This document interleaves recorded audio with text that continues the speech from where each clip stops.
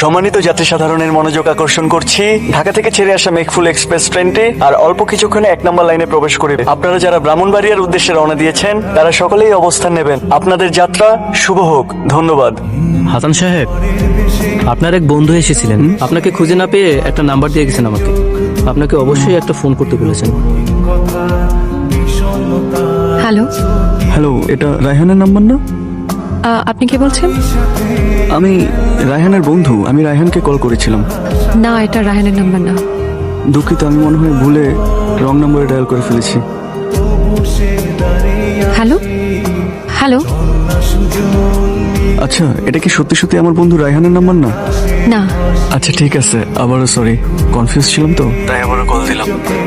না না, কোনো সমস্যা নেই, বলুন না, কি বলবো? যা খুশি বলুন। আপনার কণ্ঠ বেশ সুন্দর, শুনতে ভালোই লাগছে। অচেনা মানুষের কণ্ঠস্বরের ভয় আপনি নিতে পারবেন না। কিভাবে নিতে পারবো সেটা না হয় শেখান। আমি ভালো শিক্ষকও না যে এক শব্দে আপনাকে মহাভারত শেখাবো। আমি রাখলাম। এইদিকে তো মনে হয় না।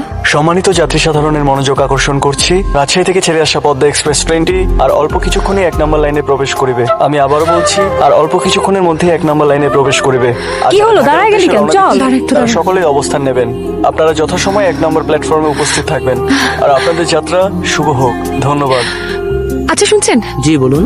এই যে অ্যানাউন্সমেন্টটা হচ্ছে, এটা কার ভয়েস? ওনার নাম হাসান। আচ্ছা আপনি বলুন। হাসান সাহেবের সাথে একটু দেখা করা যাবে? উনি এই সামনে অ্যানাউন্সমেন্ট রুমে বসেন। Thank you. ওয়েলকাম। চল। আপনি হাসান সাহেব? না তো। হ্যালো, জি বলুন। আমি রূপা। আপনি আমাকে চিনবেন না বোধহয়। বেশ কয়েকদিন আগে আপনি আপনার এক বন্ধুকে কল করতে গিয়ে এই নাম্বারে ফোন করেছিলেন, মনে পড়ছে? ও হ্যাঁ, জি বলুন। না মানে, আসলে বিষয়টা খুব অদ্ভুত, বোধহয় আপনার বিশ্বাসও হবে না। সেদিন আমার কাজিনকে ট্রেনে উঠিয়ে দিতে গিয়ে আমি একটা কণ্ঠস্বর শুনতে পাই।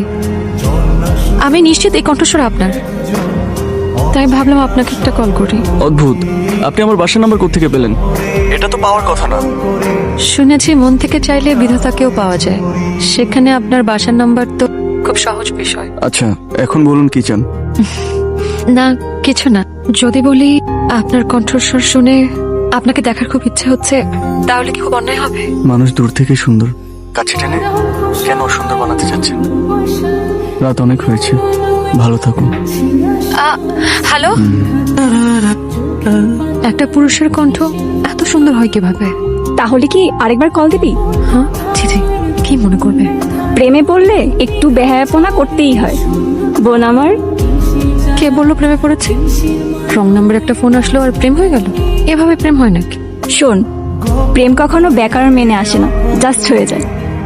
ইস, তুই তো একদম দার্শনিকদের মতো ভারী ভারী কথা বলছিস। চিরন্তন কথা সবসময় ভারীই হয়। হ্যালো, কে বলছেন? হাসান সাহেব, আপনি আবার কল করেছেন? শুনুন, আমি বনিতা একদম পছন্দ করি না। আমি আপনার সাথে দেখা করতে চাই, আর একজন মানুষ আরেকজন মানুষের সাথে দেখা করলে মহাভারত অশুদ্ধ হয়ে যায় না। আপনি কবে দেখা করবেন সেটা বলেন। নয়নপুর স্টেশন আসেন, 1 কাপ চা খেয়ে যাবেন। আর আমি তো ভিনদেশে থাকি না, এদিকে আসলেই তো আমাকে দেখতে পারবেন। আরে বাবা, আমার বাসা তো স্টেশন থেকে অনেক দূরে। সেদিন তো আমার সাথে আমার কাজিন ছিল বলে বাসা থেকে বেরোতে পেরেছিলাম, কিন্তু মা আমাকে একা বেরোতে দেয় না। আচ্ছা, আপনি আসতে পারেন না আমাদের এলাকা বনকুঞ্জে? আপনি আসলে আম্মুকে হয়তো একটা ছোটখাটো অজুহাত দিয়ে আমি বেরোতে পারবো। মিথ্যা কথা বলে দেখা করাটা অন্যায়, যদি সত্যি বলে আসতে পারেন তাহলে ভাবা যায়। সত্যি কথা বললে আসবেন? আসবো।